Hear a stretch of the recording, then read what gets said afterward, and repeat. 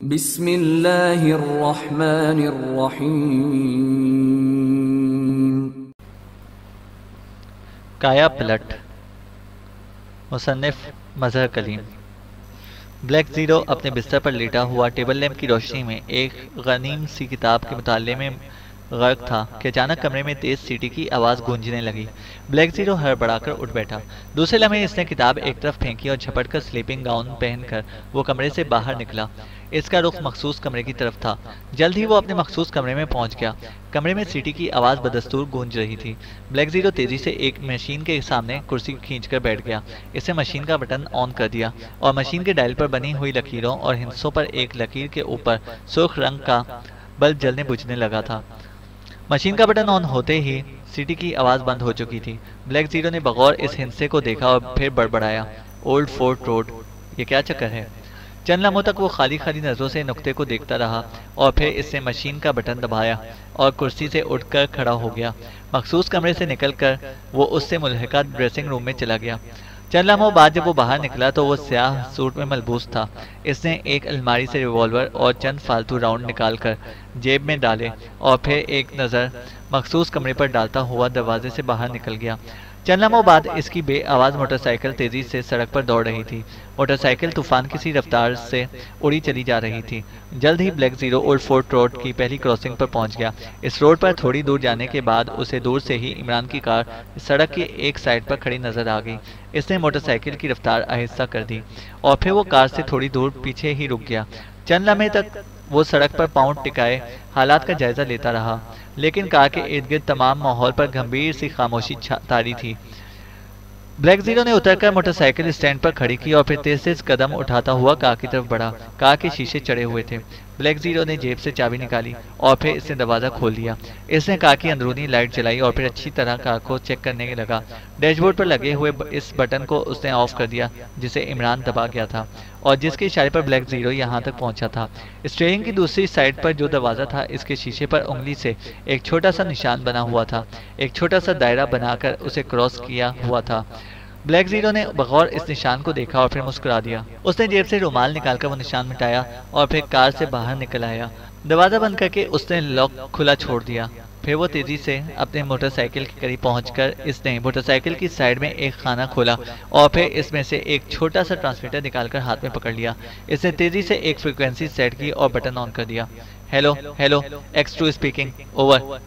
وہ X2 کے مخصوص لہجے میں بول رہا تھا۔ جلد ہی دوسری طرف سے رابطہ قائم ہو گیا۔ Hello, Julia speaking, over. دوسری طرف سے جولیا کی آواز سنائی دی۔ جولیا، کسی ممبر کو کال کر کے اس کی ڈیوٹی لگاؤ کہ وہ اولڈ فورٹ روڈ کے 13ویں سنگے میل کے قریب سے عمران کی کار دانش منزل لے جائے۔ میں تھوڑی دیر بعد تمہیں کال کروں گا، سیٹ کے قریب رہنا، اوور۔ بلیک زیرو نے احکامات دیے۔ یس سر، میں ابھی صفدر کو کال کرتی ہوں، اوور۔ جولیا نے جواب دیا۔ Okay, over and all, black zero نے کہا اور پھر بٹن آف کر کے سیٹ دوبارہ خانے میں رکھ دیا۔ خانہ بند کر کے وہ موٹر سائیکل پر سوار ہوا اور سیلف اسٹارٹر دباتے ہی موٹر سائیکل کا انجن جاگ اٹھا۔ دوسرے لمحے ایک جھٹکے سے موٹر سائیکل اولڈ فورٹ کی طرف بھاگنے لگی تھی۔ بلیک زیرو کے ذہن میں عجیب سے خیالات آ رہے تھے۔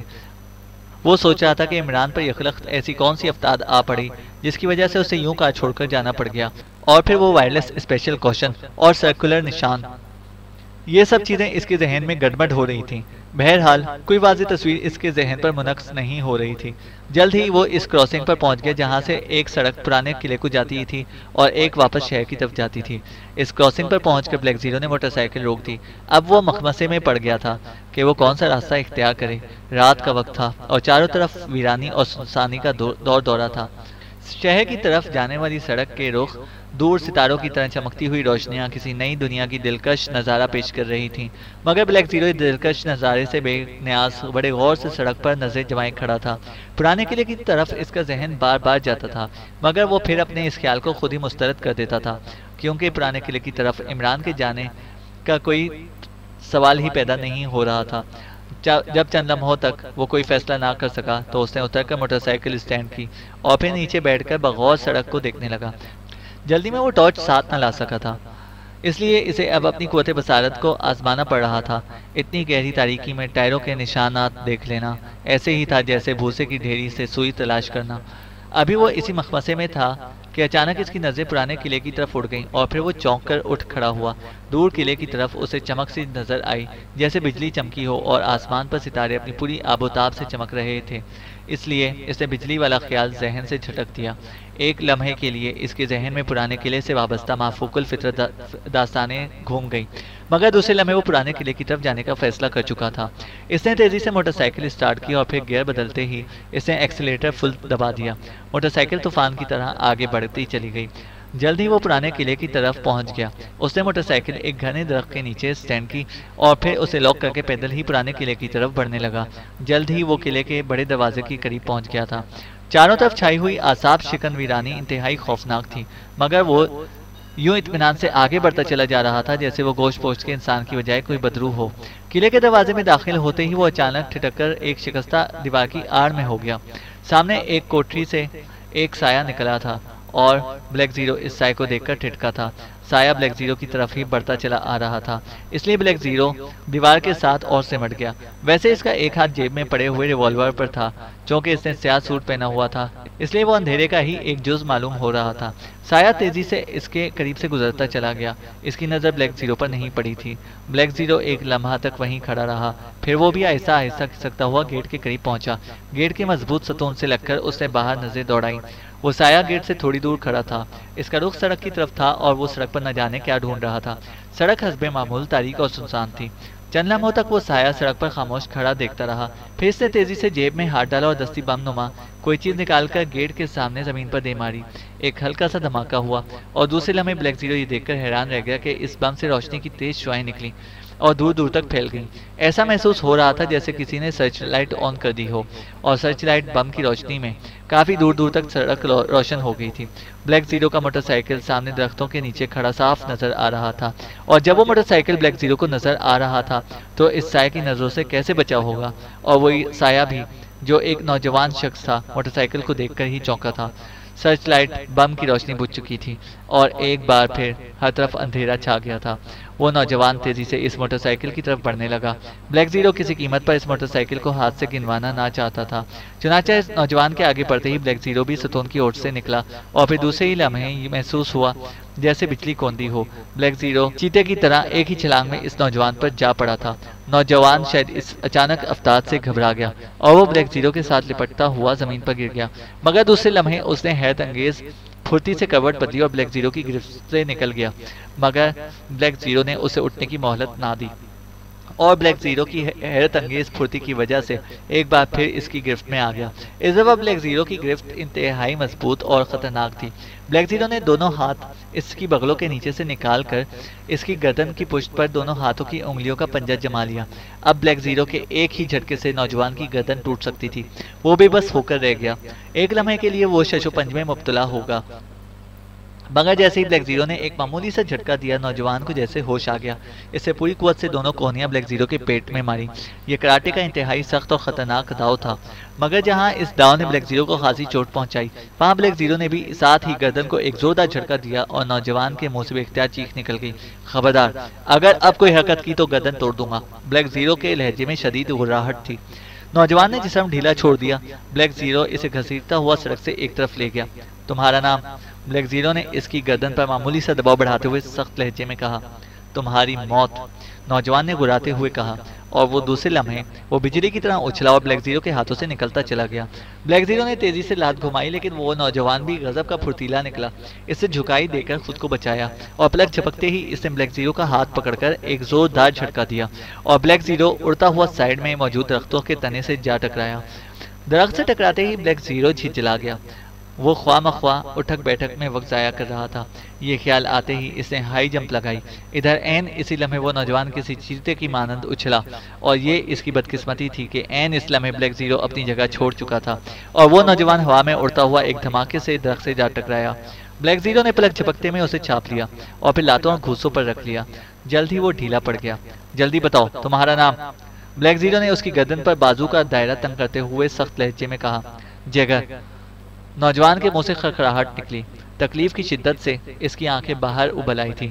قلعے کے متعلق تفصیل سے بتاؤ، بلیک زیرو نے بازو کو جھٹکا دیتے ہوئے کہا، اور پھر جیگر نے بلیک زیرو کو تمام تفصیلات بتا دی۔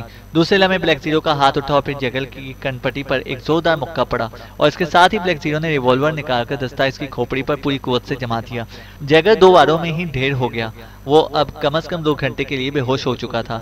بلیک زیرو نے تسلی کرنے کے بعد اٹھ کر اسے کاندھے پر لادا اور پھر موٹر سائیکل کے قریب لا کر اسے زمین پر پٹک دیا۔ موٹر سائیکل کے ساتھ لٹکے ہوئے بیگ سے اس نے ایک رسی نکالی اور بے ہوش جیگر کے ہاتھ پاؤں اچھی طرح باندھ دیے، پھر جیب سے رومال نکال کر اس کے منہ میں ٹھونس دیا۔ اب وہ اطمینان سے اٹھا اور دوبارہ قلعے کی طرف چل دیا۔ اب اسے قلعے کے متعلق تمام تفصیل کا علم ہو چکا تھا، اس لیے وہ بڑے اطمینان سے چل رہا تھا۔ جلد ہی قلعے کے گیٹ سے ہوتا ہوا وہ اس شکستہ کوٹری میں پہنچ گیا جہاں سے نیچے تہخانوں کو راستہ جاتا تھا۔ اینٹ دباتے ہی راستہ بن گیا اور بلیک زیرو نیچے اتر گیا۔ سامنے وہ دروازہ تھا جہاں پہلی دفعہ اس نے چیک ہونا تھا۔ اس نے جیب سے نقاب نکال کر چہرے پر چڑھا لیا۔ اب آنکھوں کے سوا اس کے چہرے کا کوئی حصہ نظر نہیں آ رہا تھا۔ جیب سے اس نے ریوالور نکالا اور پھر سامنے بند دروازے پر مخصوص انداز میں دستک دی۔ مخصوص انداز میں دستک دیتے ہی دروازہ کھل گیا۔ سامنے ایک غیر ملکی نوجوان ریوالور تانے کھڑا تھا۔ اپنے سامنے اس نقاب پوش کو کھڑا دیکھ کر وہ حیرت سے گنگ ہو گیا۔ اس نے ریوالور کے ٹریگر پر اپنی انگلی کی گرفت سخت کر دی۔ باس، کہاں ہے نمبر 3؟ بلیک زیرو نے بڑے اطمینان سے اسے مخاطب کیا۔ مگر تم کون ہو؟ نوجوان بلیک زیرو کے اس اطمینان پر نروس سا ہو گیا تھا۔ جلدی کرو، مجھے باس کے پاس لے چلو، میں ہیڈ کوارٹر سے ایک اہم خبر لایا ہوں۔ بلیک زیرو نے اس بار قدر سختی سے کہا۔ کوڈ؟ نوجوان بھی شاید ششپنج میں مبتلا ہو گیا تھا۔ A111۔ بلیک زیرو نے اطمینان سے جیگر کا بتلایا ہوا کوڈ نمبر دہرا دیا۔ ویسے وہ دل میں دعا کر رہا تھا کہ جیگر نے اسے صحیح معلومات دی ہوں۔ کوڈ سنتے ہی نوجوان کا سر جھک گیا۔ میرے ساتھ آؤ، اس نے واپس مڑتے ہوئے کہا، اور بلیک زیرو اطمینان کی طویل سانس لیتے ہوئے اس کے پیچھے چل پڑا۔ مختلف راہداریوں سے گزرتے ہوئے رہنمائی کرنے والا نوجوان ایک دروازے کے سامنے رک گیا۔ اس نے دستک دینے کے لیے ہاتھ اٹھایا ہی تھا کہ اچانک اس کے پیچھے کھڑے ہوئے بلیک زیرو نے بڑی پھرتی سے ایک ہاتھ اس کے منہ پر رکھا اور دوسرے ہاتھ سے اس کی کھوپڑی ریوالور کے دستے سے بجا دی۔ دوسری ضرب پر ہی نوجوان ڈھیلا پڑ گیا۔ وہ بلیک زیرو کے ہاتھوں پر جھول گیا۔ بلیک زیرو نے حفظ ما تقدم کے طور پر 2 مرتبہ مزید ریوالور کا دستہ اس کی کھوپڑی پر آزمایا اور پھر اپنے ہاتھوں پر اٹھا کر ایک تاریک سے کونے میں ڈال دیا۔ راہداری قطعی سنسان تھی، اس لیے اسے زیادہ فکر بھی نہیں تھی۔ اب وہ دروازے کے سامنے جا کر رک گیا۔ وہ دروازہ لوہے کا بنا ہوا تھا اور اس میں معمولی سی جھری بھی نہیں تھی، اس لیے اندر دیکھنے کا کوئی ذریعہ نہیں نظر آ رہا تھا۔ بلیک زیرو نے بے چینی سے ادھر ادھر دیکھا اور پھر اسے اوپر چھت کے قریب اینٹوں کا بنا ہوا روشن دان نظر آ گیا۔ اس کی درزوں سے روشنی کی ہلکی ہلکی شعائیں باہر نکل رہی تھیں، لیکن روشن دان تک پہنچنے کا بظاہر کوئی ذریعہ نہیں تھا۔ بلیک زیرو نے ادھر ادھر دیکھا اور پھر اسے پرانی دیوار میں جا بجا کھانچے بنے ہوئے نظر آئے۔ شاید پرانے زمانے میں انہیں چراغ رکھنے کے کام لایا جاتا ہوگا۔ چنانچہ اس نے ریوالور جیب میں ڈالا اور دوسرے لمحے وہ چپکلی کی طرح کھانچوں پر پیر رکھتا ہوا ہاتھ سے پکڑتا اوپر چڑھتا چلا گیا۔ اسے توازن برقرار رکھنے کے لیے خاصی محنت کرنا پڑ رہی تھی۔ ایسا محسوس ہوتا تھا جیسے وہ کسی بھی لمحے کمر کے بل فرش پر گر پڑے گا، مگر وہ دیوار سے چمٹا ہی رہا۔